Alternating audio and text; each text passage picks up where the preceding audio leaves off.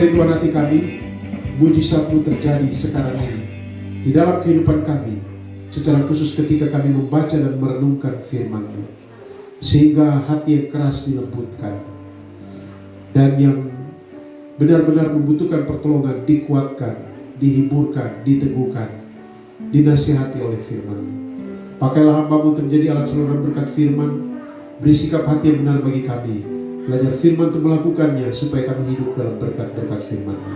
Di dalam nama Tuhan Yesus kami berdoa. Haleluya. Amin.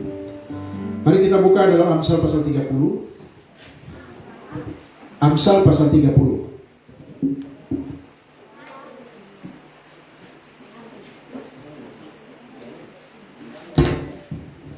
Amsal 30 ayatnya yang ke-7 sampai ayat yang ke-9. Amsal 30 ayat 7 sampai ayat yang ke-9. Kita baca sama-sama dua ayat ini. Ini doa yang paling aneh yang ada ya di Alkitab juga. Menurut saya, ya, menurut orang, menurut dunia. Amsal 30 ayat 7 sampai ayat 9. Ini permohonan yang sangat-sangat bagi dunia mungkin aneh. Oke. Amsal 30 ayat 7 sampai 9. Sama-sama kita baca 1, 2, 3. Dua hal aku mohon kepadamu, jangan itu kau tolak sebelum aku mati, yakni jauhkanlah daripadaku kecurangan dan kebohongan. Jangan berikan kepadaku kemiskinan atau kekayaan. Biarkanlah aku menikmati makanan yang menjadi bagianku, supaya kalau aku kenyang, aku tidak menyangkalmu dan berkata, siapa Tuhan itu? Atau kalau aku miskin, aku mencuri dan mencemarkan nama Allahku. Demikian jauh pembacaan kita. Jadi permohonan ini kalau bagi dunia, yang permohonan nomor 2 itu aneh ya.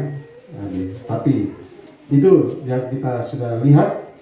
Bapak Ibu Saudara yang saya kasih di dalam Tuhan Yesus Kristus, saya memberikan tema renungan kita pada saat ini adalah doa orang bijak. Permohonan orang bijak. Saudara-saudara, ketika kita percaya dan menerima Yesus sebagai Tuhan dan Juru Selamat secara pribadi, kita punya hak. Kita disebut sebagai anak-anak Allah. Jadi anak itu punya hak untuk menyampaikan permintaan atau permohonan kepada Bapa, ya Pak? Itu hak. Nah, sebagai anak-anak Tuhan, mestinya kita berdoa, apapun kita sampaikan, kita minta.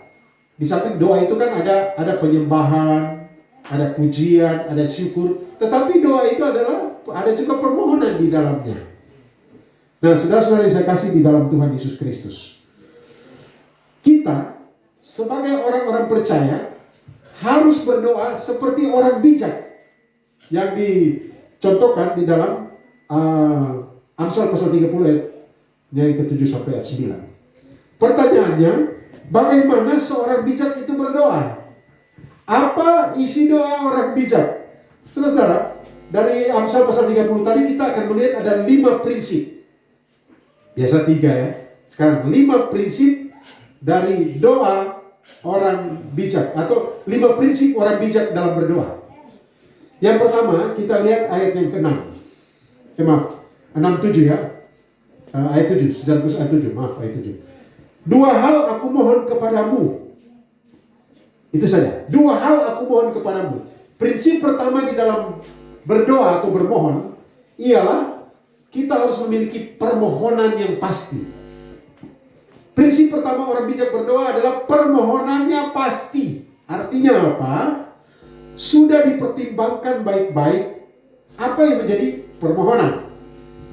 Bukan kalau kita memohon tiba-tiba saja. Pas lihat orang ada pakai Tuhan kalau boleh saya juga pakai mobil ini kak.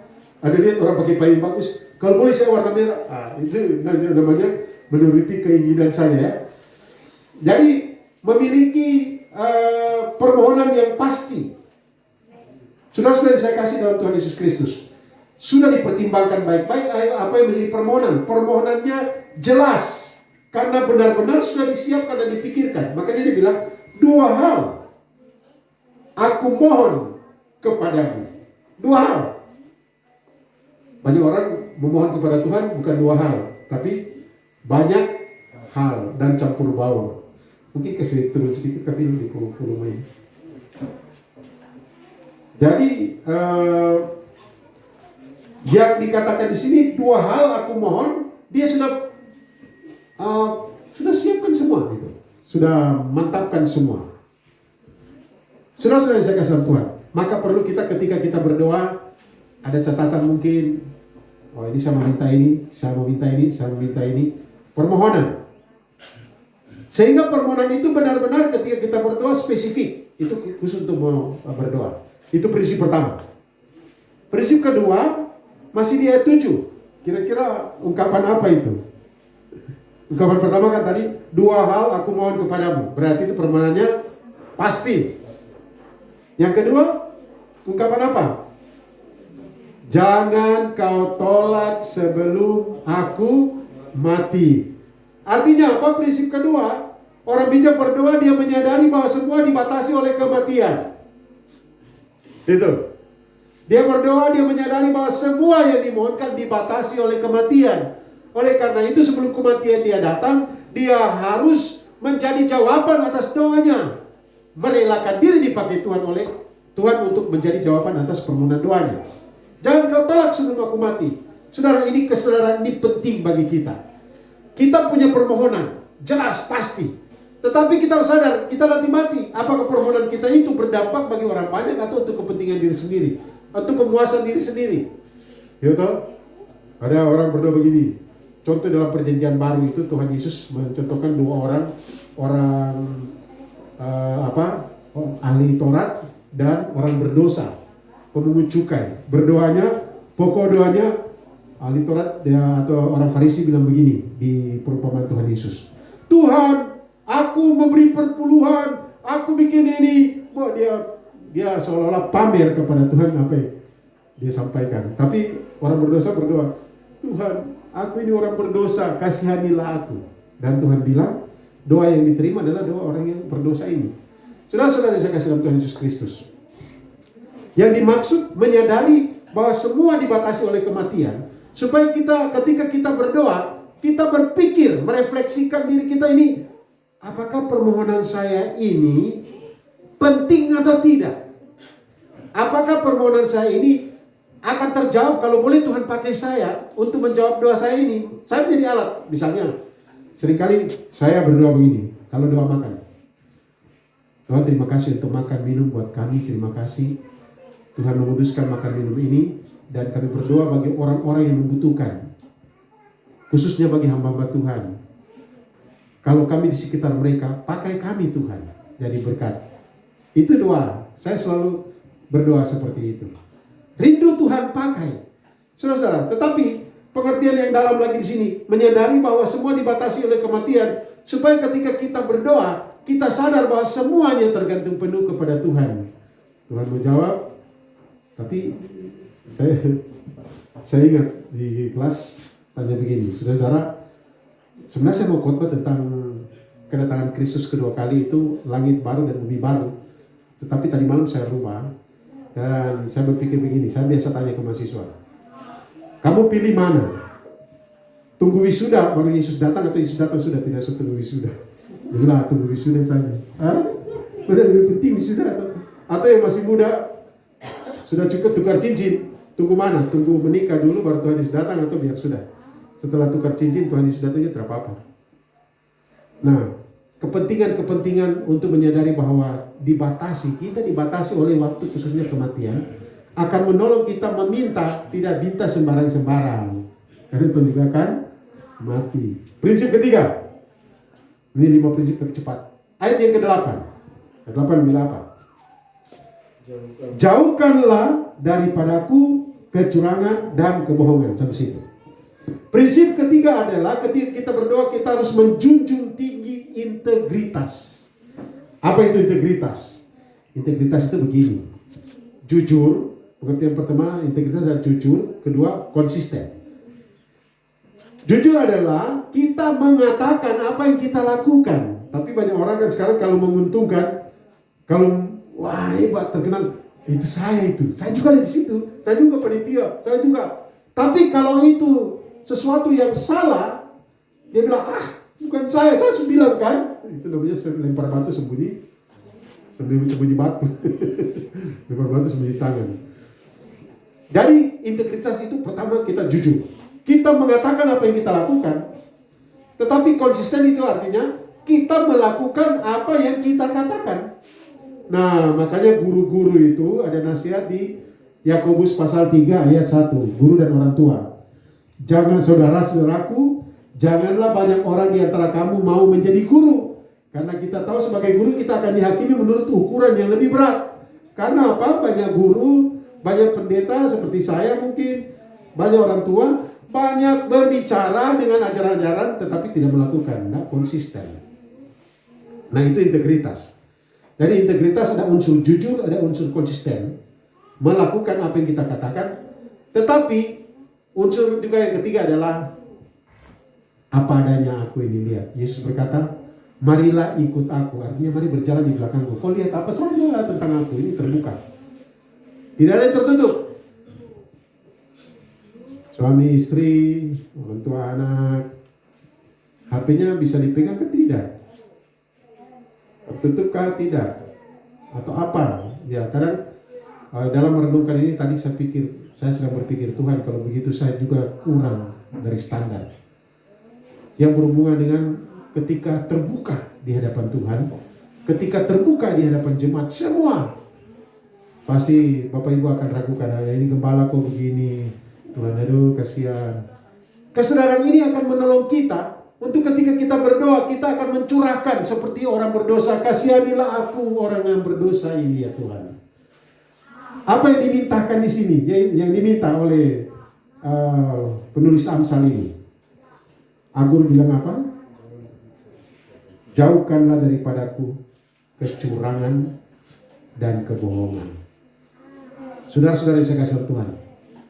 Tuhan tahu hati kita. Jadi kalau kita curang, kita bohong, Tuhan tahu juga. Tidak ada yang tersembunyi. Ada lagu begini. Di hadapan manusia boleh kau bersandiwara, tapi jangan kepada Tuhan. Prinsip yang ketiga, junjung tinggi integritas. Itu isi doanya. Prinsip keempat, ayat 8 lagi. Jangan berikan kepadaku, ini permohonan kedua ini. Jangan berikan kepadaku kemiskinan atau kekayaan.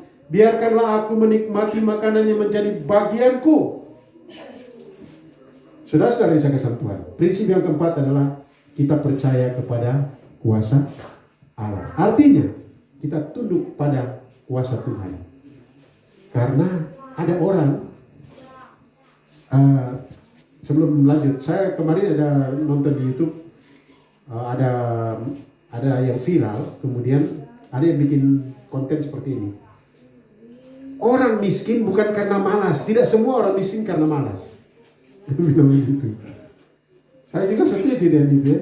Karena ada orang yang kerja keras, luar biasa kerja keras, tapi dari pandangan dunia miskin. Tapi saya juga pikir begini. Kita jangan cepat-cepat menghakimi orang, ini miskin sekali dia. Belum tentu, justru mungkin dia lebih bahagia dari kita karena dia rasa cukup. Ya tak? Banyak orang punya banyak, tetapi selalu mengeluh. Aduh, ini kenapa? Ini apa? Ada orang, ini sekarang kan heboh-heboh tentang penerimaan pegawai negeri, tak? Entah pegawai apa itu PP, apa itu ya? P3K. Atau pokoknya ASN itu heboh-heboh ya. Ikut dan akhirnya tembus, banyak yang tidak tembus. Setelah tembus mengeluh, aduh ini kenapa pekerjaan begini ya, kenapa ini? Sudah, kalau kau tidak cocok, sebenarnya kau tidak usah daftar orang lain yang masuk, yang tidak sungut-sungut yang masuk. Ya tak? Benar ke tidak? Kita percaya pada kuasa Allah, artinya Allah akan menolong kita atau mengizinkan kita dalam situasi apapun. Kita kaya kah, kita miskin dalam pandangan manusia, ya. Tetapi mungkin kita kaya di hadapan Allah. Karena saya tadi waktu merenungkan ini, saya pikir begini. Dulu prinsip saya begini, orang kaya adalah orang yang mampu berbagi. Ya itu, yang kaya mampu berbagi. Karena banyak yang punya banyak, tapi dia rasa dia, kurang, mengeluh terus. Nah, kadang-kadang ada orang miskin, kita lihat dari pandangan kita, dia miskin, kasihan bajunya seperti itu, tidak punya sepatu, atau sobek-sobek. Dulu kami waktu kecil, kalau sudah pakai sandal ini, swallow ini, itu orang kaya itu sudah. Karena biasa kaki kosong. Jadi kami biasa waktu anak kecil kalau jalan itu, dulu kan aspal pakai ter. Kalau panas seperti musim sekarang, dia mendidih-mendidih itu kan aspalnya kan. Kita taruh kita kaki di situ. Siapa yang paling jago? Sehingga tuh kulit kaki ini kan, rata-rata juga kalau saya cerita begini, rata-rata kita begitu, tuh orang dari kampung. Kulit tebal, sampai duri juga tidak tembus. Sehingga kita kalau kena duri, kita cuma ambil peniti dan ada cek kita cabut. Coba yang kulit-kulit tipis yang sepatu tiap hari, karena duri itulah kita tembusan di atas. Aduh, biasa itu dari dulu ya kan. Nah, itu soal kemiskinan. Padahal tapi kita bahagia. Nah, saudara, kita lanjut. Dan firman Tuhan mengatakan Tuhan memberkati kita di saat kita tidur. Tapi ini bukan cara bagi kita untuk kita tidak berusaha, bukan. Artinya ketika kita berusaha, kita bekerja, kita dapat berkat, kita dapat rezeki dari Tuhan. Prinsipnya adalah apakah kita terima dengan syukur atau kita sebagai orang yang kurang. Dia boleh ya, itu kenapa dia begitu? Dan jangan dia korupsi lagi, iri hati sampai. Kemudian orang-orang yang sudah punya banyak, ini kok miskin kalau pemalas? Kok tidak tahu saya kerja setengah mati, baru kau bilang saya pemalas lagi. Nah, ini ada permohonannya. Jangan berikan kepadaku kemiskinan atau kekayaan. Saya mau ambil ungkapan ini saja, yaitu percaya pada kedaulatan Allah. Biarkanlah aku menikmati makanan yang menjadi bagianku, yang ditentukan bagiku. Ini berbicara kedaulatan Allah juga. Jadi kalau kita situasi sekarang kita sudah berusaha, kita bersyukur. Karena kita jadi seperti ada sekarang. Kalau kita punya ada harta cukup, terima kasih Tuhan. Menyadari bahwa itu berkat Tuhan. Kalau kita menurut orang atau kita rasa diri kurang, kita bersyukur karena Tuhan percayakan itu kepada kita di dalam usaha kita. Bapak Ibu saudara-saudara yang saya kasih dalam Tuhan Yesus Kristus, percaya pada kuasa Allah. Itu prinsip yang keempat. Prinsip kelima, ini mungkin akan panjang lebar. Ayat 8b sampai ayat 9. Dia bilang begini. Ayat 8b. Janganlah berikan kepadaku kemiskinan atau kekayaan, biarkanlah aku menikmati makanan yang menjadi bagianku. Ayat 9. Supaya kalau aku kenyang, aku tidak menyangkalmu dan berkata siapa Tuhan itu. Atau kalau aku miskin, aku mencuri dan mencemarkan nama Allahku. Yang kelima, memahami bahwa nilai hidup tidak tergantung pada kekayaan. Itu penting sekali. Ketika kita berdoa, orang bijak berdoa, dia memahami bahwa nilai hidup tidak tergantung pada kekayaan. Saudara-saudara, artinya, ini dikatakan di sini, biarkanlah aku menikmati. Dia tidak minta kaya, dia tidak minta miskin. Ada alasannya jelas. Supaya apa? Kalau aku kenyang, aku tidak menyangkalmu. Dia tahu ada bahaya kekayaan, tetapi ada bahaya juga kemelaratan.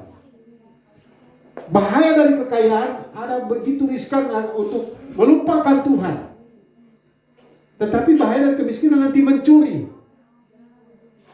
Tapi kedua-duanya kalau kita simak baik-baik Bapak Ibu Saudara yang saya kasih dalam Tuhan, sebenarnya kita harus menyadari bahwa nilai hidup kita tergantung pada relasi atau hubungan kita dengan Sang Sumber berkat. Itu. Sekali lagi, memahami bahwa nilai hidup kita tidak tergantung pada kekayaan, tetapi nilai hidup kita tergantung pada hubungan kita dengan Tuhan. Sehingga ketika Tuhan memberi kita berlimpah-limpah, karena itu juga janji, kita syukuri dan kita menyadari itu adalah berkat Tuhan. Sehingga ketika kita membawa persembahan kita, seperti saya sudah katakan minggu lalu, kita menyadari bahwa kita tidak memberi, tapi kita mengembalikan sebagian daripada Tuhan. Ketika kita mungkin dalam kesulitan, kita sudah berusaha dan kita tetap seperti ini. Aduh, kenapa Tuhan? Kita hindari dari kata sungut-sungut dan bersyukur Tuhan percayakan, dan setiap rupiah yang Tuhan beri kita terima dengan syukur. Bapak Ibu saudara yang saya kasih dalam Tuhan Yesus Kristus, itu berarti menyadari bahwa yang terpenting adalah hubungan kita dengan Tuhan, bukan kekayaan kita. Bersyukur, menerima dengan syukur, mengutamakan Tuhan. Nah, mengutamakan Tuhan juga begini. Ada orang terjebak karena kekayaan, kalau kita lihat di Timotius pasal 6 ya, terjebak untuk mengejar kekayaan. Sehingga sekalipun mungkin dia harus ada waktu untuk Tuhan, tapi dia bilang, aduh, proyek besarnya nih. Tapi ini kan mau ibadah ini. Ingat Tuhan dulu, sabar dulu, ini proyek nanti dia hilang. Ini saudara-saudara yang saya kasih dalam Tuhan Yesus Kristus, kadang kita terjebak di situ. Satu kali saya melayani, ini peristiwanya sudah lama sekali, bukan di Manokwari, bukan di Papua. Di gereja yang kami kunjungi, ibadahnya kalau tidak salah 9:30 sama dengan kita. Tapi waktu ibadah itu sudah jam, orang-orang cuma berapa? Padahal gerejanya cukup besar. Baru saya tanya, kenapa ya? Dia bilang, aduh, udah jaga burung. Loh, kenapa juga burung dijaga? Ini padi sudah menguning, jadi burung dia dan jaga supaya burung tidak makan padi. Kemudian saya bilang begini, kita sudah upayakan orang-orangan, dan ketika kita beribadah, kita serahkan kepada Tuhan, kita punya ladang itu, biar Tuhan suruh malaikat jaga, nanti kita ibadah, kita sembah Tuhan. Kita tahu dia jawab apa ya? Jadi saya juga lupa, karena itu peristiwa itu puluhan tahun lalu, tahun 90-an. Saudara-saudara saya kasih dalam Tuhan Yesus Kristus, mengutamakan Tuhan bukan berarti harus datang ke gereja. Tidak, kita ambil waktu di rumah kita, atau kita utama Tuhan duluan. Nomor satu Tuhan duluan. Nomor satu. Makanya tadi pagi saya posting ya, saya kirim di WA Mazmur 100 toh. Ibadah penyembahan yang terutama adalah dari hati. Dimanapun kita berada, di hati. Bayangkan waktu corona lalu, ya saya di Manado, ada yang dari Makassar, ada yang dari Jogja, ada yang dari mana-mana. Tetapi kita bersatu di dalam Tuhan karena hati. Yang jelas ketika kita berdoa, kita prioritaskan, kita utamakan Tuhan. Oh, ada ini. Sabar, saya tahu. Memang misalnya ada suatu jam sekian, jam 7 misalnya. Oke, dengan Tuhan itu jam 6 sampai jam 7. Diutamakan Tuhan duluan. Bapak Ibu saudara yang saya kasih dalam Tuhan Yesus Kristus, memahami bahwa nilai hidup tidak tergantung pada kekayaan, tetapi pada relasi dengan Tuhan. Menyadari terus bahwa Tuhan itu adalah yang terutama. Pilih mana? Berkat atau sumber berkat? Sumber berkat. Ada lagu, berbantal batu pun ku mau rebah, asal di hatiku ada Tuhan. Saudara-saudara yang saya kasih dalam Tuhan Yesus Kristus, ada satu kisah. Ini cerita saja, benar tidaknya cerita, cuma gambaran saja. Tapi kayaknya ini peristiwa. Ada seorang pengusaha, bukan pengusaha besar, kecil. Dia rajin ke gereja, awalnya rajin ke gereja, ibadah, bahkan lancar memberikan perpuluhan, karena di gereja mereka menerapkan perpuluhan itu. Tapi suatu saat, sudah beberapa waktu, Pak C ini tidak muncul. Tidak muncul lama, akhirnya gembala telepon dia atau kunjungi dia dan tanya, Pak C, kenapa kau tidak datang lagi ke gereja, tidak beribadah lagi? Dia bilang, Tuhan itu sudah berlalu. Kenapa? Saya kasih persembahan, saya kasih perpuluhan, saya berdoa, saya rajin ibadah, tapi kenapa saya bangkrut? Kenapa saya bangkrut? Gembalanya dengar dengan sabar. Ini orang emosi bicara kan? Oh iya kak, iya. Sekarang kemudian gembalanya bilang begini, Bapak, yang Bapak pentingkan apakah berkat atau sumber berkatnya? Langsung dia mungkin sadar, dia langsung tunduk dan bilang saya salah dan berdoa lagi. Saya tidak lihat apa kisah selanjutnya, apakah dia punya usaha kembali atau tidak. Tetapi kadangkala kita memprioritaskan harta daripada hubungan dengan Tuhan. Mari, saya sangat yakin dan amat yakin bahwa Bapa yang baik tidak mungkin meninggalkan anak-anaknya. Karena ditantang oleh firman Tuhan, Bapa manakah di antara kamu kalau anak minta roti kasih batu? Tahu? Kita saja begitu tidak. Jadi saja kalau kita sudah dengar, aduh, walaupun tidak ada uang, bagaimana caranya? Usahakan dia tidak tahu kalau tidak ada uang, kirim lagi. Karena Bapak manakah di antara kamu kalau dengar anaknya, apalagi jauh sana, kalau bilang, saya tidak makan. Aduh, misalnya, ini kita bukan tidak makan. Aduh, saya tidak makan. Kalau mahasiswa sekarang mungkin tidak ada bilang tidak makan ya di perantauan ya. Kalau kami dulu ya iya, tidak makan 3 hari. Karena apa? Kalau apalagi waktu kuliah jauh di Jogja sana, kita mau ambil ini orang punya. Jadi tinggal berserah kepada Bapa di surga dan Bapa pelihara. Bapa pelihara. Dan kalau Bapa izinkan kita untuk menikmati atau dipercayakan kekayaan, selalu ingat dia, bersyukurlah. Kalau Tuhan izinkan kita mengalami pergumulan-pergumulan dalam tanda petik kemiskinan, walaupun saya tidak yakin kita jadi miskin kalau kita bersama dengan Tuhan. Bukan berarti kalau beriman kita kaya, tidak. Kan soal miskin kaya tadi mental yang saya bilang. Tapi orang anggap lain kita susah, tidak masalah. Kita mensyukuri dan tetap menghormati nama Tuhan. Doa orang bijak, bagaimana? Ada 5 prinsip. Pertama, apa? Permohonannya pasti. Ya, ada permohonan yang jelas ya. Yang kedua, apa? Sadar bahwa semua dibatasi oleh kematian. Yang ketiga, kita junjung tinggi integritas, yaitu memohonkan kita supaya jauh dari kecurangan dan kebohongan. Prinsip keempat, percaya pada kuasa Allah atau otoritas Tuhan. Tuhan sudah mengatur semuanya sehingga kita bersyukur dengan apa yang menjadi bagian ketiga kita. Dan yang kelima, kita memahami bahwa nilai hidup kita tidak tergantung pada kekayaan, tetapi pada relasi kita atau hubungan kita dengan Tuhan. Mari kita berdoa. Terpujilah Engkau Allah, sumber segala berkat, yang senantiasa baik dalam kehidupan kami, dan yang senantiasa merindukan anak-anak-Mu hidup menjadi berkat, diberkati dan menjadi berkat. Entah berkat kekuatan, kesehatan, kemampuan untuk menghadapi pergumulan-pergumulan kehidupan, atau mungkin juga berkat kekayaan. Kalau Tuhan izinkan kami untuk mengalami atau menerima semua itu, tolonglah kami untuk selalu mengingat Engkau ya Tuhan. Tetapi ketika kesulitan atau bahkan mungkin kemiskinan, Tuhan izinkan, Tuhan tolong kami agar supaya kami tetap menjaga kekudusan Engkau, tidak mencemarkan nama-Mu. Karena itu seperti Agur, kami memohonkan Tuhan menolong kami untuk dapat menikmati apa yang menjadi bagian yang ditetapkan bagi kami dengan penuh syukur. Terima kasih untuk pelajaran firman-Mu. Kami mengucap syukur dalam nama Tuhan Yesus. Amin. Saya kembalikan kepada pengacara.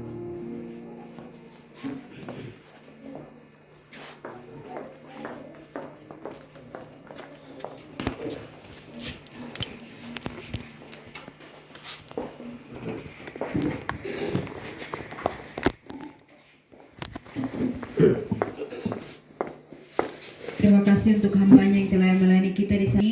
Tuhan Yesus memberkati.